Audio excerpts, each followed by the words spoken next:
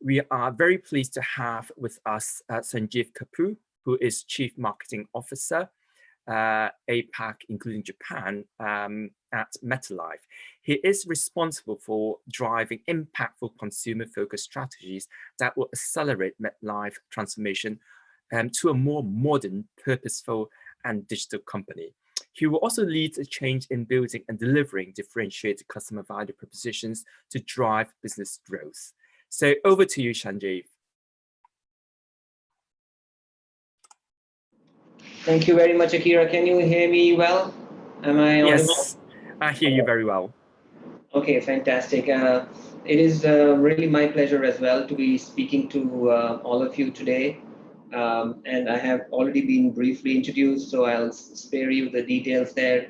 And today I'd like to put forward some of the learnings from my recent work in MetLife, as well as my prior experience with Citi, to talk about one of my favorite topics, which is, how can we leverage digital ecosystems to create value for the customer as well as for the company.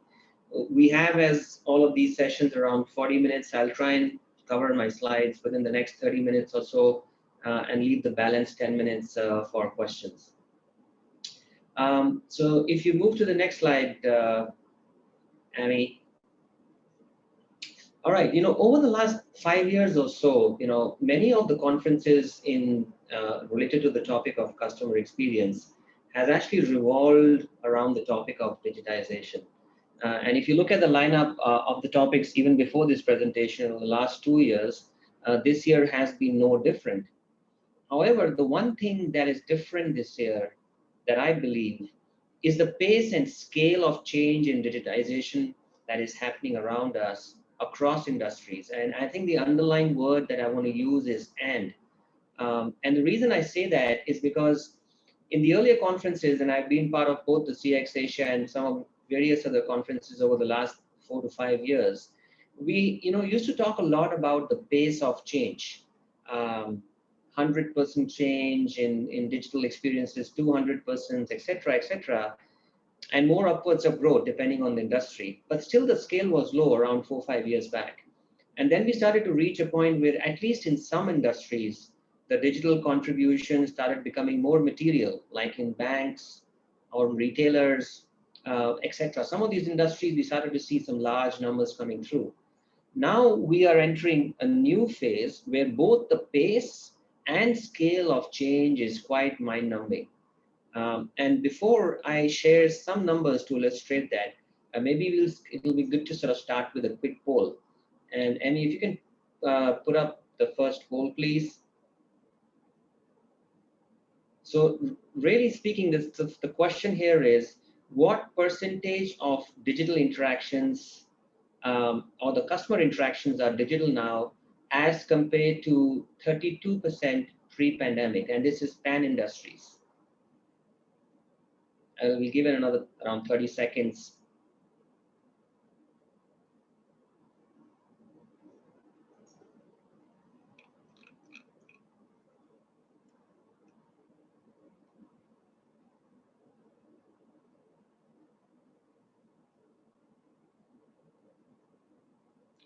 All right. I mean, I think for some of you who have put in, we can see the majority of you are actually spot on. So if you move to the next slide, the number is right. It is 53%. And there are many numbers by several thought leaders and companies out there which bring alive the point that I was making about the pace and scale of change that we are witnessing around us.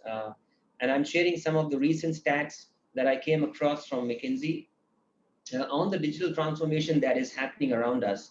And we should just take a pause to digest these numbers, because these are quite astonishing if you look at it about it. So the first one we just spoke about, but the second number starts to give you the magnitude of the pace of change that has happened, that I was talking about. And as this sort of analysis reveals, that we've had around 10 years equivalent amount of digitization of product and services in Asia Pacific over the course of just last 1 year. And the rest of the world is not too far behind, which is plus 7 years of change that has happened in the last 12 to 18 months. And as a result of this change, as you saw from the first number, digital has now become material or dominant, with more than 50% interactions now becoming digital. So that is what I was talking about. The combination of this pace and scale is just quite mind-numbing. Another remarkable thing that has happened is that companies have learned to work with tremendous amount of agility, by setting new capabilities, which means that the change that you are talking about here and across the conference and what we are seeing on this slide is here to stay. And all these point towards an important aspect, which may have come several times during the last 2 days, that winning customers in the digital journey truly matters. Now, if you go to the next slide, one of the interesting byproduct of digitization is that it has become a great leveler. And what I mean by that is earlier, if for those who remember, if you had to do any bank work, we had to do a phone call or call up the call center. Or if you wanted to do shopping, you have to walk into a store. To buy a policy, you have to talk to an agent.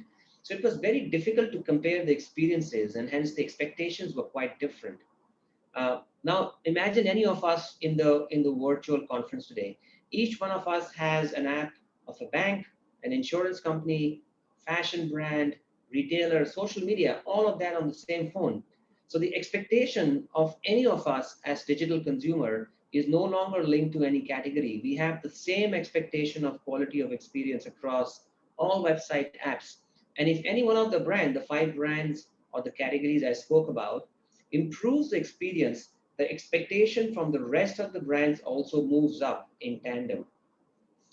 So, and the reality is that these expectations, therefore, are so much higher that it's got to a point where across a variety of surveys that you see, you come across a stat which says a majority, and in this case, 75% of customers are willing to spend on companies with higher quality experience. Some of these surveys also are revealing that many companies are making efforts, but still there is considerable gaps in the quality of experience, which is manifested in some of the attributes that I am sharing on the right side of my slide. So, all these data points point to the fact that we have some distance to travel as a CX community.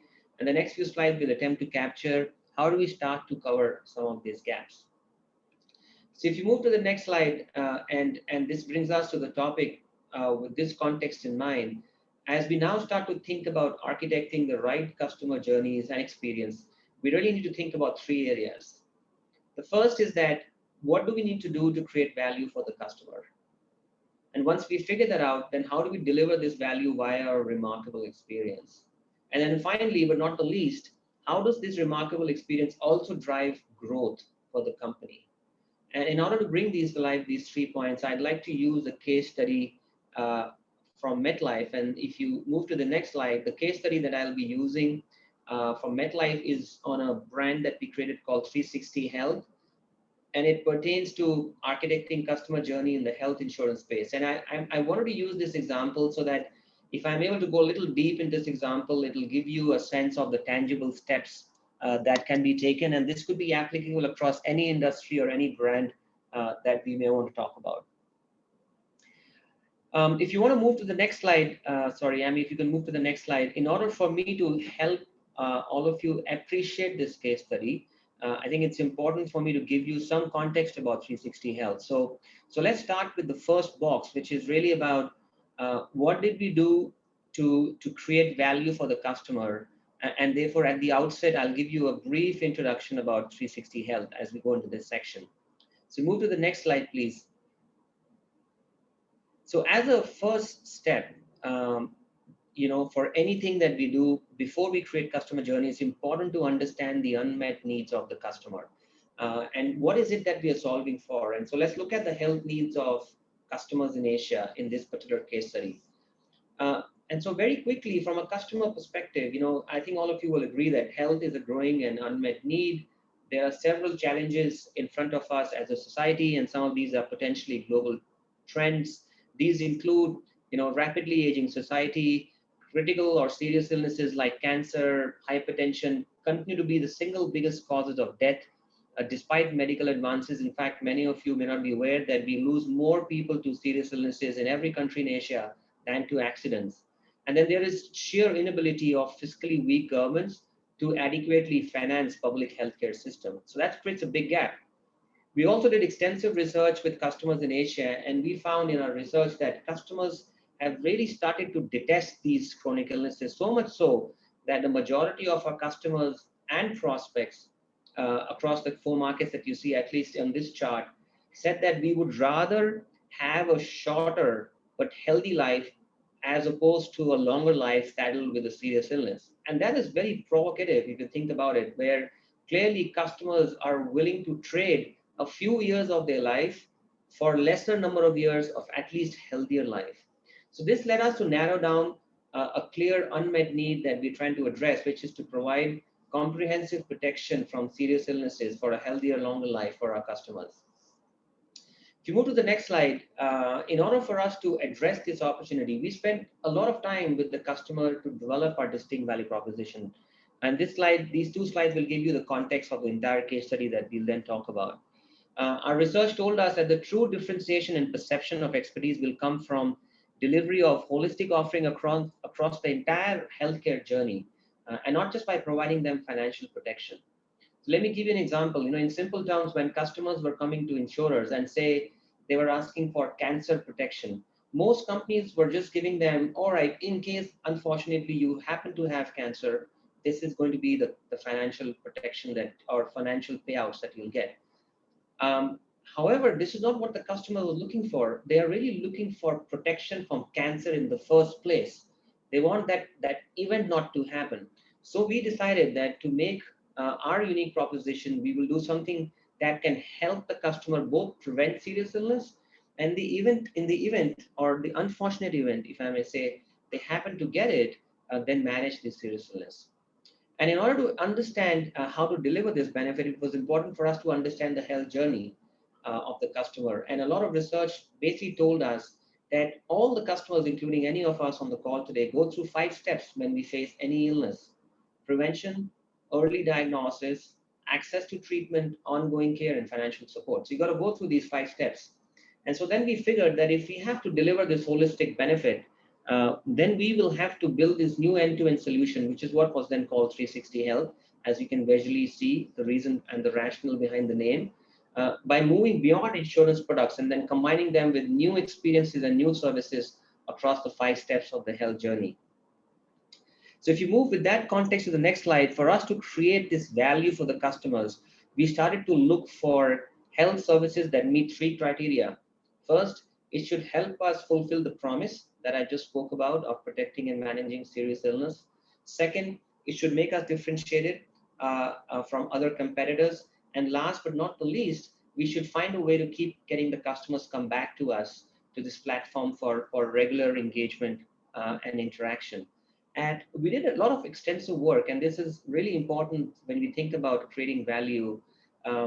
Like, what is it that we can do that can actually fulfill these steps? And just to give you an idea of what we're talking about here, let's take some examples. So for prevention, when we did research, we found customers saying they're looking for a detailed health risk assessment.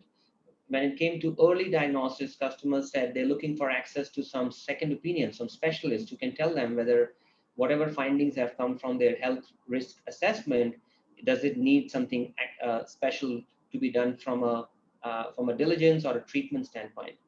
And then for access treatment standpoint, customers said they were looking for some specialized doctors, treatment, whether it's at the local level or internationally. And for ongoing care, they were looking for access to, for example, home caregivers. If I happen to have a problem, can I get access to home caregivers? And obviously, from a financial support standpoint, they were looking for access to budgets and dollars. So once we became clear about this journey, we became clear about the kinds of services customers are looking for.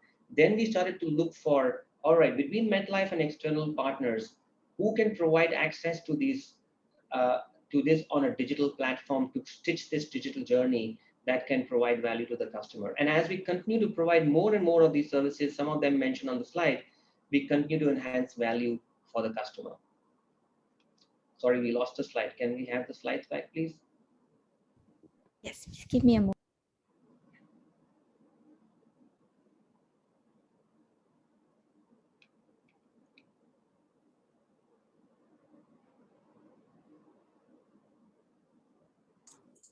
So sorry that we have some technical issue for the slides. So we have some questions from the floor that Akira would like to share with Sanjeev at this moment. Maybe we can answer one of the questions from the floor first. Yes, while we try to resolve the technical issue, I think you really made a good point about sort of zooming out of our narrow definition of what we do previously and look at the full end-to-end journey, because you've rightly mentioned that there are a lot of sort of gaps and unmet needs there. But when one tries to, in your case of 360 Health, moving out of and providing more service and adding more values, how do you achieve that? Do you do that by collaborating with people who are already in that space? In your case, it will be in preventive care or early diagnosis. It moves beyond insurance to really more about health services. So how do you cope with that? Yeah, well, that's a great question. And actually, it's kind of stealing one of my slides, which was coming up, because I would have gone okay, sorry about to the next section, which is about once you figure out what you need to do for the customer, then you go into how do you deliver the remarkable or experience. But since you asked that and we're trying to get the slides up, maybe I can use the time to say, all right, it's come back. Oh, it's back. Okay, great. But you know, this is a great question, Akira, and I'm so glad that you asked this question, because this is one of a very important point I'll be making as I go along. So if it's okay with you, why don't I cover this section, and then if I'll let you go along. Yeah. If it's unanswered, then we'll come back to this, if that's okay, right? Okay, thank you. Yeah, no worries. So I was saying, as we come back to this slide, and thank you for your patience. Once we are clear about the customer journey and how to create value for customer, the next step is really about how to deliver this journey through a remarkable experience for the customer, right? And if you move to the next slide, as we think about building this and designing this remarkable experience, this one, there are 4 aspects that are important to keep in mind. The first is, how do we give an easy access to our customers where they want it, when they want it? Second, how do we leverage the broader digital ecosystem to deliver experience and services to our customers? And this kind of links to the question that Akira was asking me a few minutes back. Third, how do we make this experience truly delightful? What are the secret sauce ingredients? And lastly, but not the least, we will never get it right the first time, but we need to ensure we have ongoing optimization to continue to improve the experience. Now, let me give you some tangible examples of how we made this happen in 360 Health so that it becomes practical and specific for you. If you move to the next slide, the first aspect I mentioned was that we needed to provide easy access to these health services and experiences where the customers prefer and how they prefer. Now, not all our markets in Asia, as you would agree, are the same, and it's important to be respectful of the distinct customer preferences we have in different markets. And it is for this reason we have enabled these experiences differently across different Asia markets. So, for example, in China, we offered these services via the WeChat ecosystem, as that is the dominant delivery platform where customers spend most of their time. In Korea, we found that the usage and preference of mobile apps is amongst the highest in the world. So we offered our services via 360 Health mobile app. Whereas in Australia, customers showed preferences of web in addition to app. So we first enabled the experience on the web, and now then we will create app for the high frequency users later. So that's hopefully gives you an example of how to create easy access and custom built it to the needs of the customers. Second, let's move to the second aspect of leveraging partners, which is on the next slide. Now, this kind of links and hopefully should answer the question that Akira was saying, is that this is a very important area and it's an emerging area, and most companies often miss this aspect.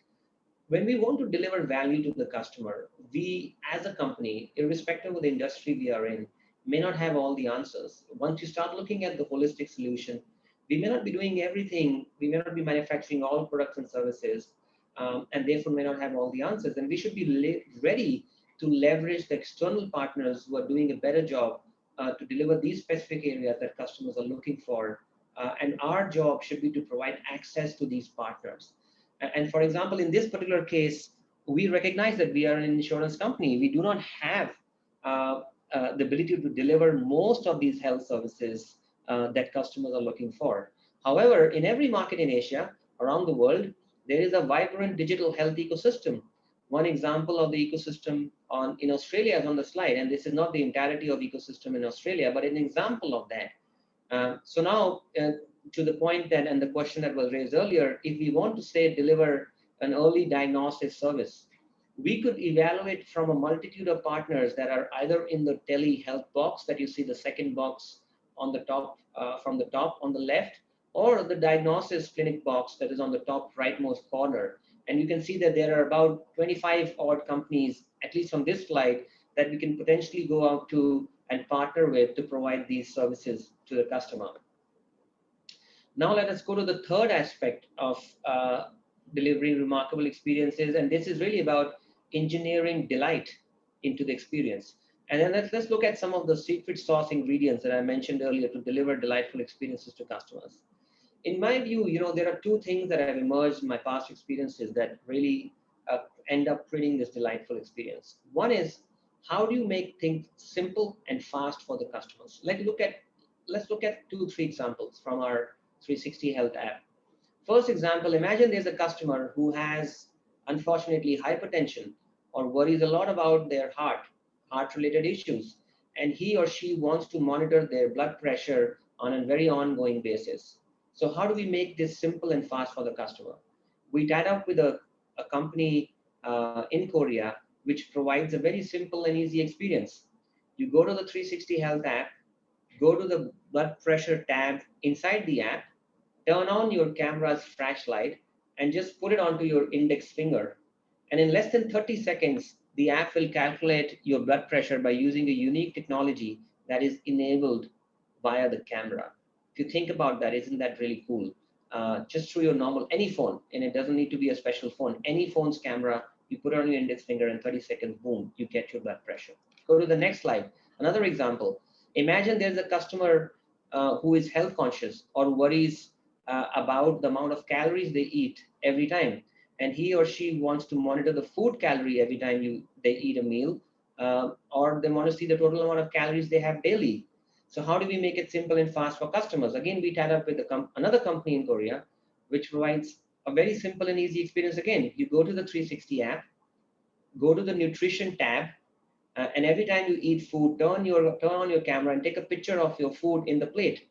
And again, in less than 30 seconds, the app will calculate the calories based on the food that is sitting on your plate. It's got an AI algorithm running behind, and it's through visual recognition, it's able to look at the quantity and the type of food and calculate the calories. And at the end of the day, if you have taken pictures of all your meals, you can know all the calories you have eaten on that day. So another very cool feature which makes it simple and easy.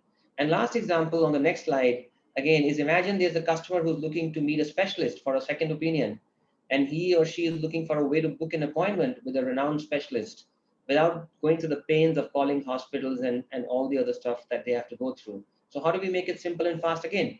Again, we tied up with another partner, third partner, and the way it works is you go inside the app, go to the doctor appointment tab in the app, look for hospitals near you with the near you functionality from the map functionality, choose the hospital nearest to you, choose your preferred time, and done. Your appointment is made. Something as simple as booking a cab on Uber rather than wasting a huge amount of time on the phone trying to figure this out. So hopefully this will give you at least one ingredient clear with some tangible examples. How do you make things really simple and easy for customers? The second ingredient on the next page is about making experiences delightful by truly personalizing the experience. And I know a lot has been spoken about this aspect in the conference, so I'll really keep it short here in the interest of time. But to put simply, in today's world, as you've been hearing, AI, which is artificial intelligence here, is making it really easy for us to personalize the experiences. And leveraging AI at scale is the true north here. A good example of the same is in our 360 Health app again, where just to give you a tangible example, we have an ability to provide personalized recommendation on nutrition or exercise to our customers. So, imagine you're a customer or a prospect, you come into our app, you do a detailed health risk assessment. Through the tabulation of the health risk assessment, after going through a few questions that you answer about yourself, that there's an AI engine sitting behind. And in order for you to get what should I be eating, keeping my health risk assessment in mind, what should be my kind of nutrition, what should be my kind of exercise regime. It'll give you customized recommendations on what would work best basis your health risk assessment. So, I mean, this is an example. I gave you a few examples also of using technology and AI, which creates custom built outcomes. Like for many of the simple and fast experiences were very personalized experiences. And again, all of this creates the level of delight for the customer. And then lastly, moving on the next slide, which is the fourth aspect that I spoke about. And this is about the importance of continuously optimizing the experience via feedback loops. Now, this is an area which has been truly mastered by the digital native companies like Amazon, Apple, and all the companies that many of us, or all of you would be loving, including many of the new digital startups, right? They know that there is no such thing called the perfect experience. It is important that we start with a minimum viable experience, if I may call that, and then launch it with the customers. But what is extremely important, which many of the legacies companies did not do very well, is to embed feedback loops in the experience to make sure that we are getting ongoing customer feedback as well as the usage analytics to make continuous improvements in the experience. It's very important. The one last message on this section before I go to the last section is that we should remember that remarkable experience is a journey. It is not a destination, and feedback loops are kind of the direction signs that you get on the highways on the journey to make sure that you are going in the right direction. And that's kind of a loose analogy that I'd like to give you. If you move to the next slide, I've been talking about this digital journey for quite some time, and I think a little bit has been in pictures. So why don't we watch a short 2 minutes video so that you get to give you a sense of the experience.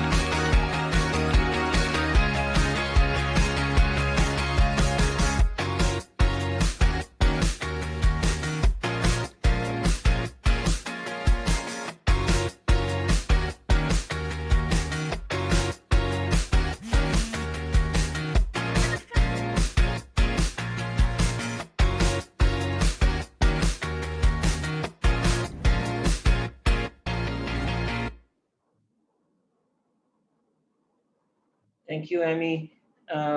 So I hope you guys would have got some sense of the experiences that we talk about, and that brings us to the last section. And before I jump into the section, imagine you've created a platform like this, and you're looking to see how do we create value for the enterprise. So let me put the second and the last simple poll question. If you can put the second poll question, please, Amy.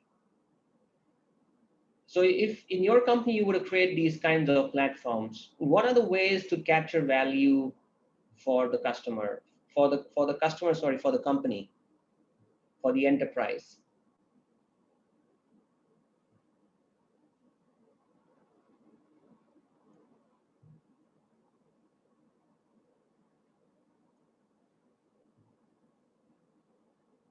What are the ways in which we can capture value for the company through these kinds of digital journeys and platforms?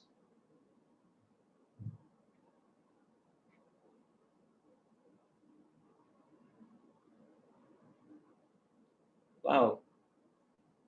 All right, that's great. That's again, you guys are completely clued on, and the correct answer on the next slide is all of the above, as many of you have highlighted. And then before I sort of move into the specifics, want to outline the importance of this question. It is right that we need to create value for customers. However, to build and sustain a platform, it takes a lot of investment for companies like ours, and many, the management members have to justify the value of the investment. And these digital experiences and platforms are new areas, and hence we need to demonstrate that it can create tangible value for the company. I've seen many times in the past, many of us, including sometimes myself and CX professionals, don't pay enough attention to this area, and this creates problems for businesses to sustain these platforms. And in order to create this value, it's not just one thing, and different companies can leverage different value levers to create the value. And as you can see on the slide, there are different ways you can drive it through loyalty, through sales, or by creating new revenue streams, as some of those boxes are. And once you decide in your company what those levers are, then it's important for all of us to have a clear set of KPIs to continuously measure performance. If you go to the next slide, one more very important thing is that we drive adoption of the platform. And again, this is an area where sometimes, because this is the last leg of the whole value chain that we just spoke about, we don't necessarily pay as much attention. We spend a lot of time in our companies running campaigns, promotion, tactics to drive new sales, but not enough time to drive adoption of digital platforms. And if we don't drive adoptions, we won't have customers, prospects. And if that doesn't happen, none of the levers coming on the previous page will materialize, and the efforts to build this experience will go waste.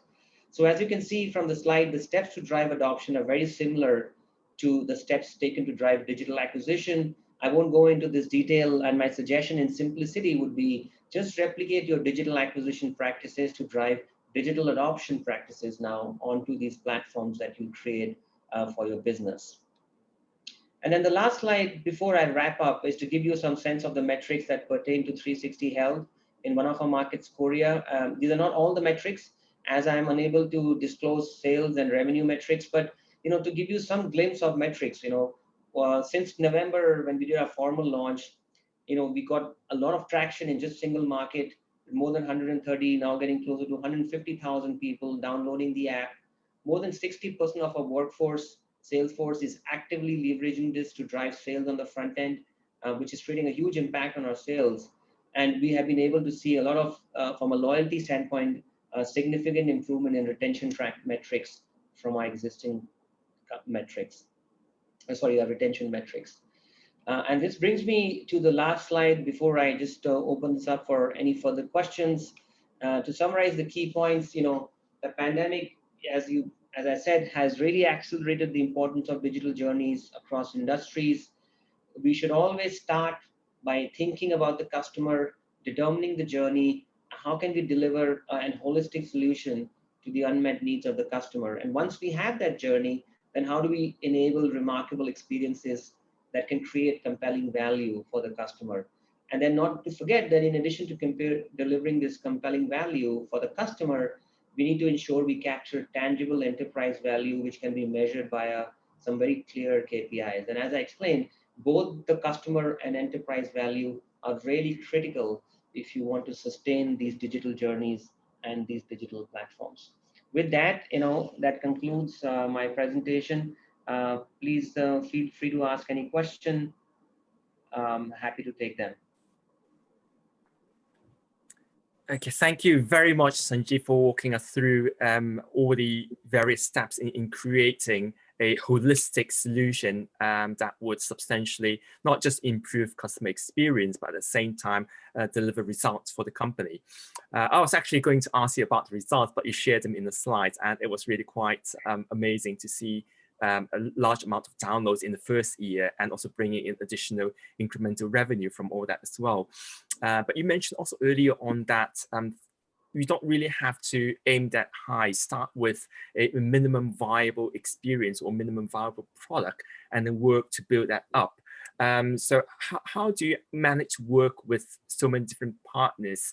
Do they sort of are they equally eager to come on board in this journey with you and develop capabilities together? What's that like, having experienced that journey yourself? Yeah, I mean, it's a great question, and it's a challenging aspect for sure, because we are trying to straddle two worlds. One is that in the pre-COVID environment, we had some of these partners who were giving us these health services. A lot of them were in the analog world. So imagine if you want to book an appointment with a doctor, our customers would call a call center, talk to a human being, and then just like you have a call center process, then help you triangulate an appointment with another hospital, right? So the one leg of the journey that we had to do over the last 18 months was to just work with these partners to help them digitize their journey, which was earlier running in the analog world. So that was one challenge, and many of the partners who recognized the change that we spoke about today were willing partners. Everybody knew that this is the future, so we did not get too much resistance from changing that. The second set of partners that, and some of the example that I showed you about the technology of using camera for blood pressure, et cetera, were really us going out and looking for health tech companies who are really innovating and are at the forefront or cutting edge of this. So this takes a little bit of effort. And you run some innovation boot camps, you select some partners, and then you take a few of them, like I said, to get yourself going. And it takes time to integrate them into large companies like MetLife. We have our own set of constraints. You integrate them, and once you get initial success, then you start to do either more with the same partners, or you onboard new partners. And that's the kind of journey that we had to go through, Kira. Okay, thank you very much for sharing that. And I think quite ironically, the past 12 months has sort of fostered or accelerated collaboration and gave us the urgency to work together. So yes, thank you very much. I'm afraid we don't really have time left for any other questions, but for people audience who'd like to submit questions, please do so. And I'm sure Sanjeev will be happy to reply them afterwards. Thank you very much for your time and for sharing with us. Thank you very much for having me, and I wish you all the best for the next day, which I know is coming a few days later. And as you said, if there are any questions, feel free to write to yourself or write to me directly on LinkedIn. I'm happy to take them on and respond as fast as I can. Have a good evening ahead. Thank you for having me. Okay, thank you very much, Sanjeev.